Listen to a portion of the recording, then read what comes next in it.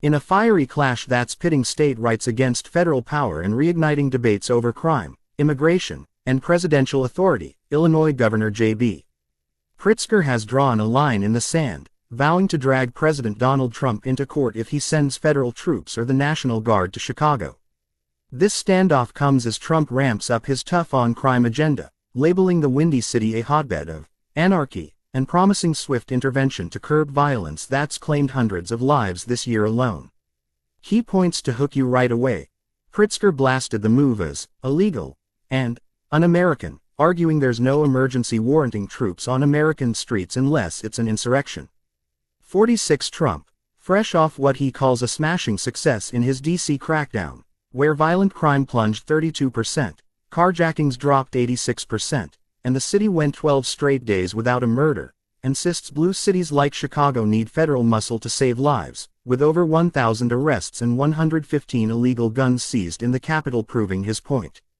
11 But critics warn this could spark chaos, overload courts as seen in D.C. where cases for minor offenses are piling up, and erode local control, potentially costing taxpayers millions in legal battles while dividing the nation further. 12 As tensions boil, this could set the stage for a constitutional showdown, with implications for every major city grappling with crime in Trump's second term. The drama unfolded last week when Trump, during a cabinet meeting on August 26, 2025, doubled down on his threats to fix Chicago's crime woes. Speaking from the White House, he slammed Pritzker and Chicago Mayor Brandon Johnson for what he called pathetic leadership, pointing to weekend shootings that left dozens wounded and several dead. "Chicago is a disaster, worse than Afghanistan in some ways," Trump declared, echoing his 2024 campaign rhetoric. He promised to deploy the National Guard if local officials don't step up, citing his authority under the Insurrection Act to restore order. This isn't idle talk. Trump's already activated similar powers in Washington, D.C., on August 11, declaring a crime emergency and flooding the streets with up to 2,000 troops. 16 In D.C., the results have been touted as a miracle by the administration. Homicides hit zero for 12 consecutive days by August 25, breaking pre-COVID records, while overall violent crime fell sharply. 18 Attorney General Pamela Bondi boasted of 1,094 arrests, including members of the Venezuelan gang Tren de Aragua, and the seizure of 115 illegal firearms. 35 Trump even branded D.C. a crime-free zone, in a Truth Social post, claiming his crackdown saved lives and could be a model for places like Chicago. Pritzker wasn't having it. In a press conference on August 25 at Wagner Elementary School in Chicago, the billionaire governor fired back, calling Trump's plan an unlawful invasion and a power grab by a wannabe dictator. 52 inches If he wants to send troops, he should call. But we've been clear. This is illegal without a state of emergency or our request, Pritzker said, flanked by state Democrats. 46 He vowed to sue immediately if boots hit the ground, arguing it violates the Posse Comitatus Act, which limits military involvement in domestic law enforcement. Pritzker pointed out that Chicago's crime rates, while high, over 400 homicides so far in 2025, are actually down 15% from last year, thanks to local efforts like community policing and gun buyback programs. 60 inches We don't need Trump's stormtroopers turning our streets into a battlefield, he added, drawing cheers from supporters. This isn't the first time Pritzker and Trump have butted heads.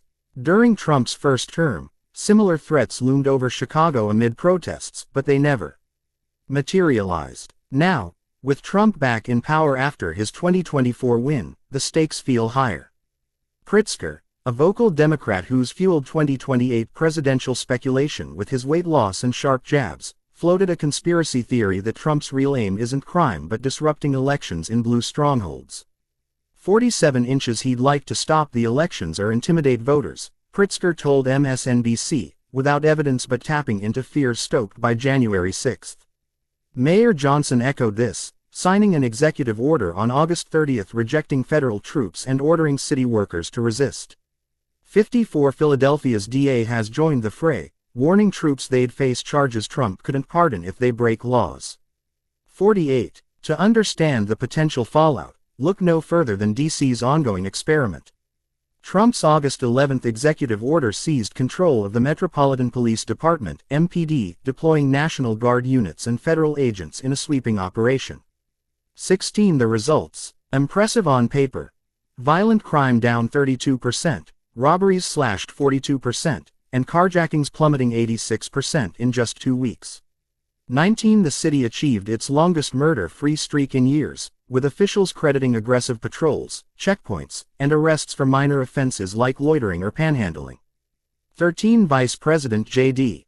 Vance hailed it during a briefing, saying it saved 6 or 7 lives that would have been lost otherwise.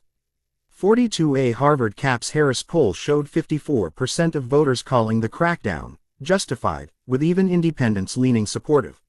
42. But dig deeper, and cracks appear. D.C. courts are buckling under the weight. Over 700 arrests in the first week alone, nearly half for minor infractions, leading to a deluge of cases.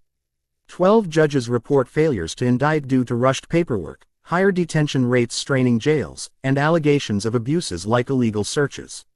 17. One defense attorney called a raid the most illegal search I've ever seen, per Common Dreams. 17. Protests erupted in neighborhoods, with residents decrying federal overreach. Sporadic marches after ICE sweeps, where nearly half the arrests targeted suspected undocumented immigrants.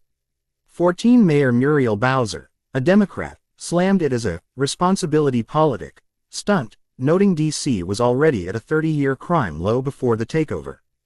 30. Experts like those at NPR argue arrests are a poor safety metric. Real progress comes from community trust, not swarms of agents.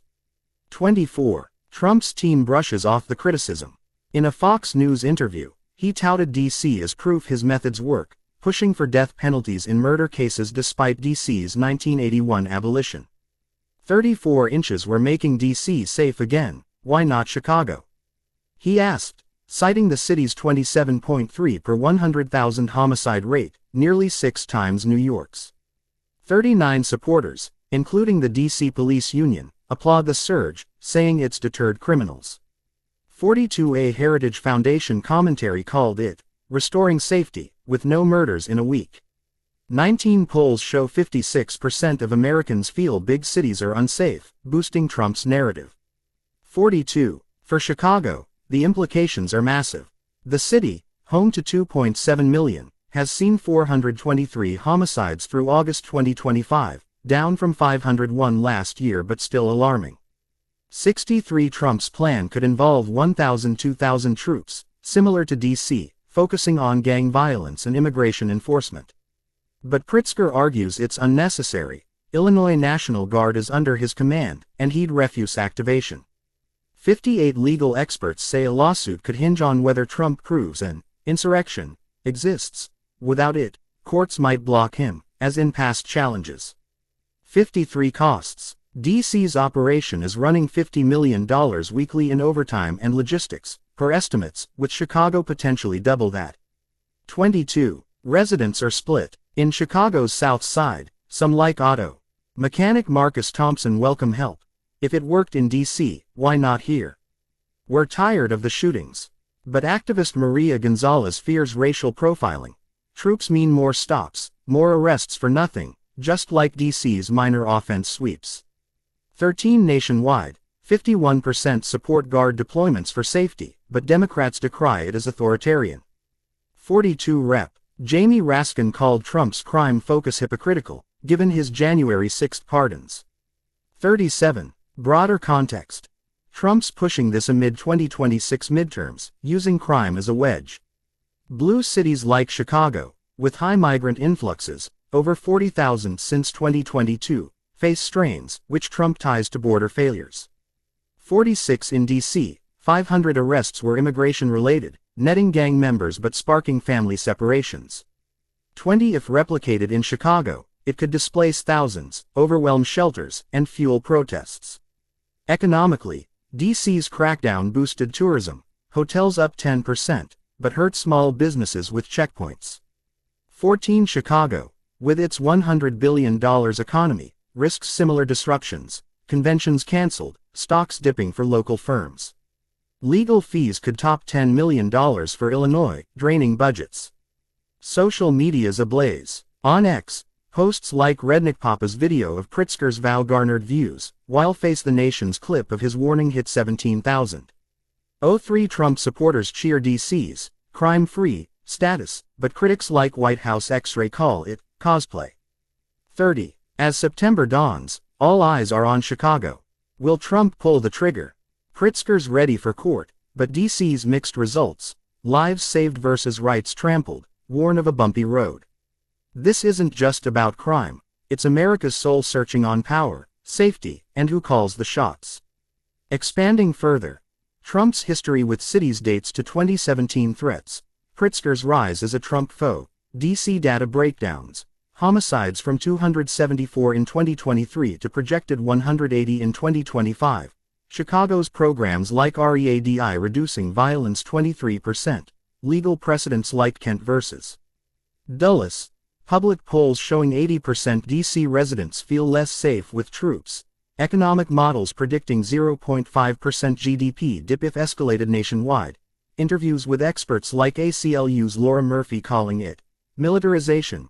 Counterpoints from Heritage's Zach Smith praising deterrence. Migrant stories from DC sweeps. Potential Supreme Court involvement, and how this fits Trump's America First vision amid global tensions.